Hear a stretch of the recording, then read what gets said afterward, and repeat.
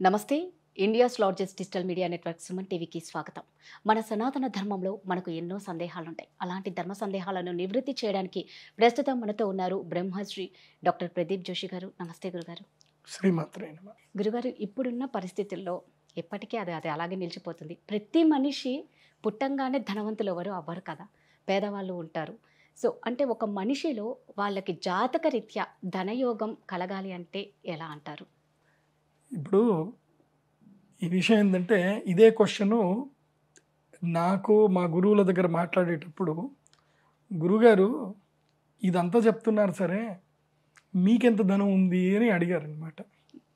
So అంటే ధనవంతులు అవుతున్నారని చెప్పేసి అని పరిష్కార మార్గం చెప్తున్నటువంటి వ్యక్తి తాను కూడా ధనవంతులు అవ్వచ్చు కదా, లాజిక్ క్వశ్చన్ కదా. దానికి మా గురువుగారు ఏమన్నారంటే, ఒరే నువ్వు బ్యాంక్ వెళ్తావు కదా అని అంటే, వెళ్తానండి.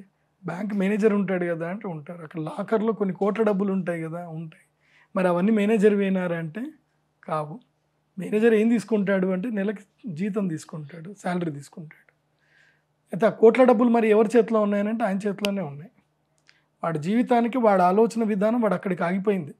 అంటే నేను బ్యాంకులో ఉంటాను, నేను పని చేస్తాను, నెలకింత శాలరీ తీసుకుంటాను, నా జీవితకాలం ఇంత పని చేస్తాను. ఇప్పుడు ఉదాహరణకు ఒక బ్యాంక్ ఉద్యోగి ఉన్నాడు, నెలకి ₹1,00,000 శాలరీ తీసుకుంటాను అనుకుందాం. మ్యాక్సిమం తన జీవితకాలంలో నెలకు 2 లక్షలు కావచ్చు. అంటే సంవత్సరానికి 24 లక్షలు. ఎన్ని ఏళ్ళు బతుకుతాడు? 100 ఏళ్ళు బతుకుతాడు అనుకుందాం. అంటే సంవత్సరానికి 24 లక్షలు అన్నప్పుడు ₹2,40,00,000 10 సంవత్సరాలకు అవుతాయి. అంటే అతని జీవితకాలం ఒక 60 సంవత్సరాలకు వేసుకుంటే కనుక అతను సంపాదించేంత కూడా మాపోతే 100 కోట్లు అవుతుంది, 80 కోట్లు అవుతుంది. ఏది ఇతను ఆరోగ్యంగా ఉండి అన్నీ బాగుండి కాపాడుకుంటే. కానీ వచ్చింది వచ్చినట్టు ఖర్చు పెట్టుకుంటూ పోతే అది అక్కడిదక్కడనే ఉంటుంది. సో ధనయోగం అనేటువంటిది ఏంటంటే, ఫస్ట్ ఒక ఆస్ట్రాలజర్ని కరెక్ట్గా కన్సల్ట్ అవ్వాలి. కన్సల్ట్ అవ్వి జాతకం చూపించుకోవాలి. జాతకం చూపించుకొని సరైన కౌన్సిలింగ్ తీసుకోవాలి. లైఫ్ స్టైల్ సరిగ్గా డిజైన్ చేసుకోగలగాలి. ఇవన్నీ సరిగ్గా చెప్పగలిగితేనే ఆ జ్యోతిష్యుడి దగ్గరికి వెళ్ళాలి. చాలామంది జ్యోతిష్యుడి దగ్గరికి వెళ్తారు, వీళ్ళు ఏం చేస్తారు, వాళ్ళ జాతకము ముందు ఇచ్చేస్తారు.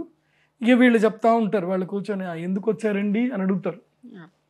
కూర్చోగానే చెప్పండి మీ ప్రశ్న ఏంటి, ఎందుకు వచ్చారు అని అడుగుతారు.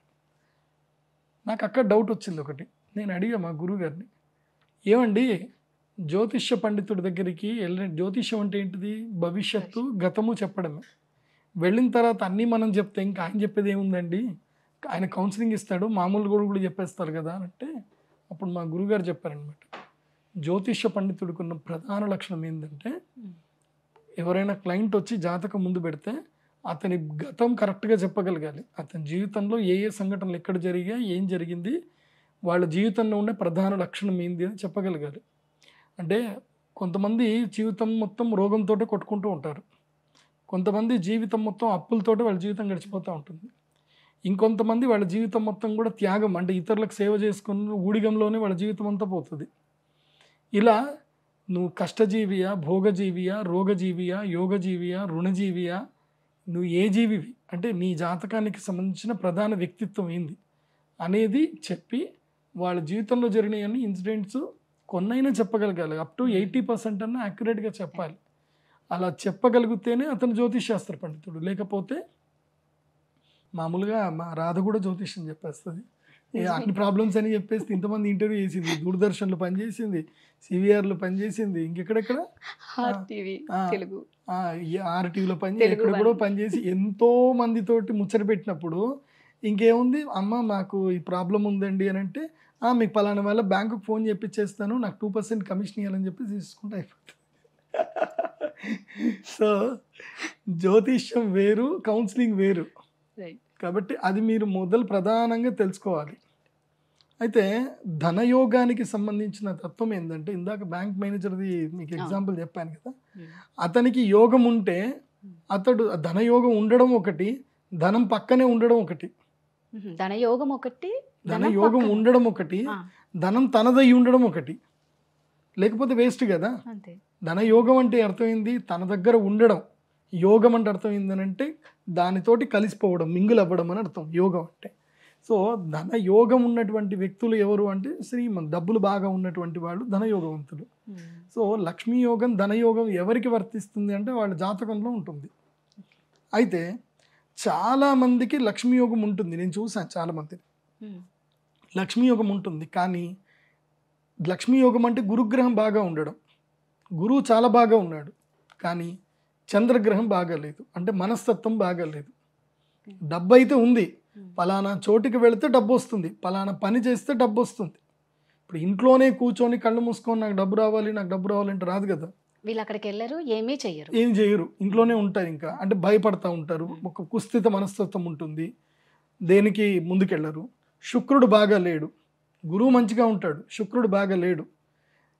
హస్బెండ్ ఒక దుర్మార్గుడు దొరుకుతాడు, నీకు ఎంత నాలెడ్జ్ ఉన్నా ఉన్నా సరే హస్బెండ్ మంచోడు దొరకడు.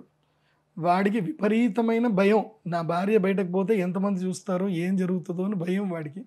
వాడేమంటాడు అంటే జాతకంలో శుక్రుడు బాగాలేకపోతే అలాంటి హస్బెండ్ దొరుకుతాడు. అయిపోయి ఇంకా నువ్వు ఇంట్లోనే కూర్చోవాలి, నువ్వు వంట చేయాలి, నేనేది తెచ్చి పెడితే దాంతో మనం కష్టపడి మన జీవితంలో గొప్ప వాళ్ళం అయిదాం, ఇంకా నువ్వు ఉద్యోగం చేయొద్దు, నువ్వు వ్యాపారం చేయొద్దు, ఏం చేయొద్దు అని. ఇలా కొంతమంది భయపడే వాళ్ళు ఉంటారు. వాళ్ళ జాతకంలో యోగం ఉన్నా భర్త జాతకం బాగా లేకపోతే వీళ్ళ జాతకం స్మాష్ అయినట్ట. ఇలా మన ఒక్కరి జాతకమే కాదు, మన ఇంట్లో వాళ్ళ జాతకాలు కూడా మనకి చాలా ఇంపార్టెంట్.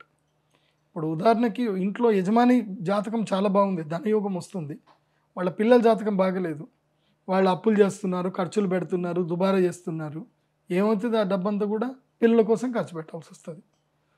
సో ప్రతి ఒక్క మనిషి జీవితంలో లైఫ్ స్టైల్ డిజైనింగ్ చాలా ఇంపార్టెంటు, హోరోస్కోప్ కన్సల్టేషన్ చాలా ఇంపార్టెంటు. ఆ ఆస్ట్రాలజర్కి అన్నీ తెలిసి ఉండాలి, అండ్ అతనే అన్నీ చెప్పాలి, మీరని చెప్పకూడదు.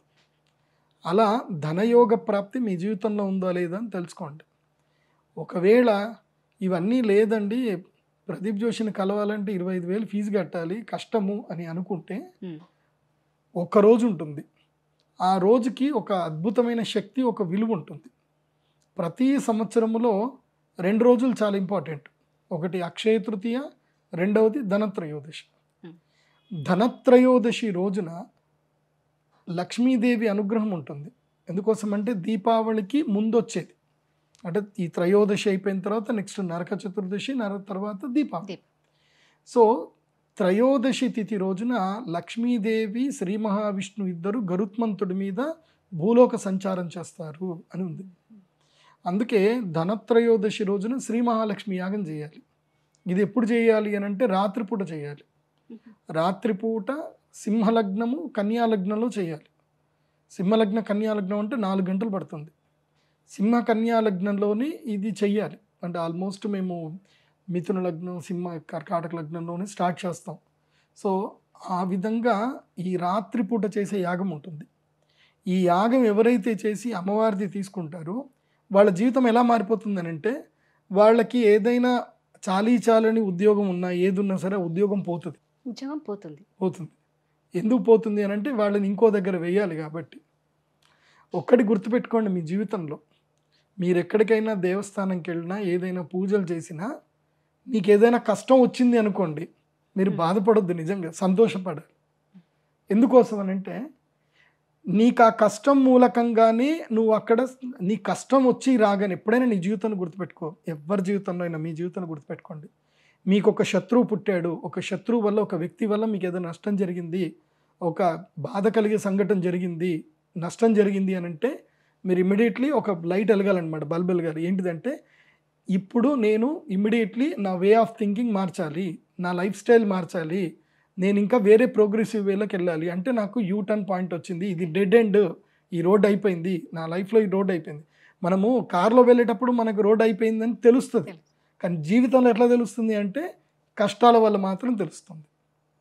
కష్టం వస్తేనే మంచిది, కష్టం వస్తేనే నీ గుండె బలం ఏందో తెలుస్తుంది, నీ శక్తి ఏందో తెలుస్తుంది, నీ ఆలోచన ఏంటో తెలుస్తుంది. కానీ అది తట్టుకునే శక్తి ఉండాలి కదా.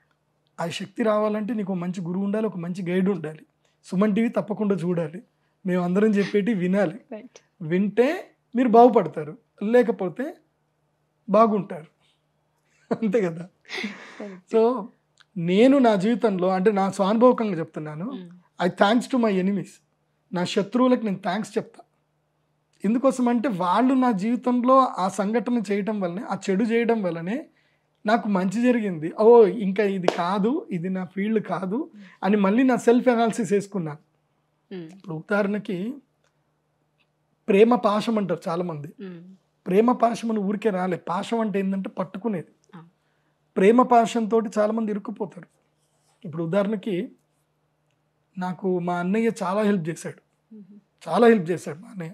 అందుకోసం నేను ఇవాళ హైదరాబాద్లో వచ్చి ఇంత గొప్పవాడిని అయ్యాను. నిజంగా మా అన్నయ్య నాకు చాలా ప్రేమ చేసి, నువ్వు ఇక్కడే ఉండు, నేను నిన్ను చూసుకుంటా, నీకేం కాకుండా చూసుకుంటా, నీకేం కావాలో చెప్పు అన్నీ నీకు ఇస్తా అని చెప్పి నన్ను బాగా చూసుకొని ఉంటే, ఇవాళ నేను మా ఇంటి దగ్గర ఒక ఆంజనేయ స్వామి గుడి ఉంటుంది, ఆ గుడిలో నేను పూజారిగా ఉండేవాడిని. ఏముంటుంది, అందరూ వస్తే రండి మీ గోత్రం ఏంటండి అన్నీ అడిగి శటగోపం పెట్టేసి ఏమైనా ఇస్తారా అండి, ఒక 50 రూపాయలు 100 రూపాయలు ఇస్తే ఆశీర్వాదం చేస్తాండి, 500 ఇస్తారండి, కూర్చోండి అని చెప్పి నా జీవితం అక్కడికే ఉండిపోయేది. So I thanks to my brother. మా అన్నయ్యకి నేను థ్యాంక్స్ చెప్పాలి. ఎందుకోసం అంటే అతను నాకు అంత ఎఫెక్షన్ చూపించలేదు కాబట్టి. సో ఒకళ్ళు చూపించుంటే నేను ఆయన దగ్గర ఉండిపోయానేమో ప్రేమగా, ఆ ప్రేమ పాశం లోపల ఇరుక్కుపోయానేమో. సో ఒక్కొక్కసారి మన జీవితంలో మన అన్నదమ్ములే మనకు మేలు చేస్తారు, మన అక్క చెల్లెలే మనకు మేలు చేస్తారు. అంతేందుకు, మొన్న ఈ మధ్య నాకు ఒక క్లయింట్ వచ్చారు. ఆయన ఇంట్లో ఏం జరిగిందనంటే, ఆస్తి పంపకాల్లో అందరికీ పెళ్ళిళ్ళు చాలా గ్రాండ్గా చేశారు. చెల్లెళ్ళందరికీ 3 చెల్లెళ్ళకి చాలా గ్రాండ్గా పెళ్లి చేశారు. పాప 3 చెల్లెళ్ళకి పెళ్ళి అయ్యేదాకా ఆయన పెళ్లి చేసుకోలేదు. ఆయనకి 32వ ఏట పెళ్ళయింది. పెళ్ళిళ్ళు అందరు చేసరికి 32 ఏట పెళ్ళయింది. మ్యారేజ్ అయిన తర్వాత ఇంకా ఆస్తులన్నీ ఉంటాయి కదా, సో ఇవన్నీ కూడా తను సేల్ చేద్దామని పోయేసరికి 3 అక్క చెల్లెలు నోటీస్ పంపించారు, నువ్వు ఎట్లా అమ్ముతావు, మాకు ఆస్తిలో భాగం ఉంది కదా అని చెప్పి. వాళ్ళ పెళ్ళప్పుడే వాళ్ళకి 20 తులాల బంగారాలు అవన్నీ పెట్టారు. అప్పుడు అప్పుడున్న ల్యాండ్ కాస్ట్ కన్నా ఎక్కువగానే వీళ్ళు గ్రాండ్గా పెళ్లి చేశారు. ఇప్పుడు అవన్నీ పెళ్ళి మీరు చేశారు, ల్యాండ్లో మాకు హక్కు ఉంది అని చెప్పేసి అనేసరికి ఆయన చాలా బాధపడిపోయి అప్పట్లో మా నాన్నగారిని అడిగాడు. ఎప్పుడు ఇది 2000 ఆ టైంలో ఇది జరిగితే మా నాన్న ఒకటే మాట చెప్పాడు, నీ జాతకం తీయు చూస్తా అన్నాడు. జాతకం చూశాడు, అద్భుతమైన రాజయోగం ఉంది, 3వ స్థానం బాగలేదు, నీకు అక్క చెల్లెల వల్ల అన్నదమ్ముల వల్ల నీకు లాభం లేదు నీ జీవితంలో, ఏం చేయాలి? ఏం లేదు, ఆస్తి పంపకాలు చేసేయి, నీకు ఎంత కావాలో నువ్వు పెట్టుకో, ఆస్తి పంపకాలు చేసేయు, నువ్వు ఇమ్మీడియట్లీ స్థాన పరివర్తన చేసి హైదరాబాద్ రా అని చెప్పాడు మా నాన్న. లేదండి, నేను ప్రకాశం జిల్లా నుంచి హైదరాబాద్ ఎట్లా రావాలి, నా వల్ల కాదు అని అంటే, ఏం లేదు రా అని చెప్పేసి అన్నాడు మా నాన్నగారు. సరే మా నాన్న చెప్పిన మాట, ఇప్పుడు నా దగ్గర జ్యోతిష్యం వచ్చిన వాళ్ళు నేనేం చెప్తే అది వింటారు, ఇంకా వాళ్ళు ఇంకో మాట మాట్లాడరు, అందుకోసమే జ్యోతిష్యుడి దగ్గర రావాలి. సో మా నాన్నగారు చెప్పారు, వచ్చేసాడు హైదరాబాద్కి. వచ్చి ఇక్కడనే ఈ హిమాయత్ సాగర్ దగ్గర ఇక్కడ కోకాపేట ఏరియాలో ఉంది కదా, అప్పట్లో అసలు అక్కడ ఎర్ర బస్ కూడా వచ్చేది కాదు. 2002 ఆ టైంలో అక్కడ ల్యాండ్ కొనుక్కున్నాడు. ఏది, అక్కడున్న ల్యాండ్ అమ్ముకొని ఇక్కడ ల్యాండ్ కొనుక్కున్నాడు, కొంచెం ల్యాండ్ పడి భూమి కొనుక్కున్నాడు. ఇప్పుడు అది 50 కోట్లు పలుకుతుంది. ఇక్కడ ఎవరు లాభపడ్డారు? ఇప్పుడు వాళ్ళ భూమి ఎంత ఉందో వాళ్ళ భూమి ఇప్పుడు ఎకరం 35 లక్షలే, 40 లక్షలే. అప్పుడు 10 లక్షలు ఉన్నది, ఇప్పుడు 30-40 లక్షలు, అంతకుమించి పెద్ద తేడా ఏం లేదు దాని లోపల. కానీ ఇప్పుడు లాభపడ్డది ఎవరు? ఒక నిర్ణయం. ఇప్పుడు ఆ పిల్ల ఆయనకి హెల్ప్ చేసింది ఎవరు? ఇప్పుడు మరి వాళ్ళ చెల్లెలే హెల్ప్ చేసినట్టు. వాళ్ళు అక్కడ గొడవ పెట్టుకోవడం వల్లనే కదా, సో ఇప్పుడు వాళ్ళకి థ్యాంక్స్ చెప్పాలి అంతే. అందుకోసం మన జీవితంలో మన శత్రువులకు ఎప్పుడు మనం థ్యాంక్స్ చెప్పాలి. నిజంగా నువ్వు జీవితంలో బాగుపడగానే ఏం చేయాలి తెలుసా? మీ శత్రువు దగ్గరికి వెళ్ళి స్వీట్ పంచాలి, థ్యాంక్స్ రా, నువ్వు చేయడం వల్ల నేను మంచిగా అయ్యాను రా అని చెప్పాలి. చూపించుకోవడమే, ఇంకా మళ్ళీ మొహం చూడొద్దు అని ఫిక్స్ అయిపోతారు కదా. కాబట్టి జీవితంలో ధనయోగం రావాలంటే ఫస్ట్ మనస్సు స్థిరంగా పెట్టుకోవాలి, దృఢ సంకల్పంగా పెట్టుకోవాలి, ఆలోచన విధానము మార్పుకి సిద్ధం అవ్వాలి, అదేవిధంగా దైవ బలము ఇచ్చేటువంటి గురువు ఉండాలి, అదేవిధంగా కొన్ని తంత్ర పూజలు ఉంటాయి. ఎందుకోసం అంటే నేచర్లో అద్భుతమైన ఎనర్జీ ఉంది, ఆ ఎనర్జీ మనం గెయిన్ చేసుకోలేకపోతే వేస్ట్. ఇప్పుడు నీ ఇంటి పక్కన ఉండే నీకే ధనయోగం వస్తున్నప్పుడు పక్కన నాకెందుకు రావట్లేదు అంటే నేను నేచర్ని అడగట్లేదు, నేను నేచర్కి చేయాల్సిన తంత్ర పూజలు నేను చేయట్లేదు. చేస్తే జరుగుతుంది, ఎందుకు జరగదు? అండ్ ఆ డౌట్ ఏముందేమో, ప్రదీప్ జోషికి ఏం తక్కువ లేదండి, ప్రదీప్ జోషి మంచి ఆస్తిపరుడు, నేను అలాంటి పూజలు చేయటం వల్లే నా జీవితంలో చాలా మార్పు వచ్చింది. సో కాబట్టి ఈయన ధనవంతుడు అవునా కాదా అని అడుగుతారేమో. నేను మంచి ధనవంతుడిని, నేను కోటీశ్వరుణ్ణి, నాకు అట్లాంటిది ఏం డౌట్ పెట్టుకోకండి. సో నాకు మా గురువు బ్లెస్సింగ్స్ ఉన్నాయి, మా నాన్నగారి బ్లెస్సింగ్స్ ఉన్నాయి, అమ్మవారి పూజలు రెగ్యులర్గా చేస్తాం కాబట్టి Okay. నాకు రైట్గా నాకు ఎలాంటి సొమ్ము రావాలో నాకు వచ్చింది. నాకు యోగం ఉంది కాబట్టి వచ్చింది. ఆ యోగం ఉన్న వాళ్ళు కూడా ఇవన్నీ పాటిస్తే ఖచ్చితంగా దాన్ని సాధిస్తారు. అది చక్కగా చెప్పారు గురుగారు. ధన్యవాదాలు. శ్రీమాత్రే.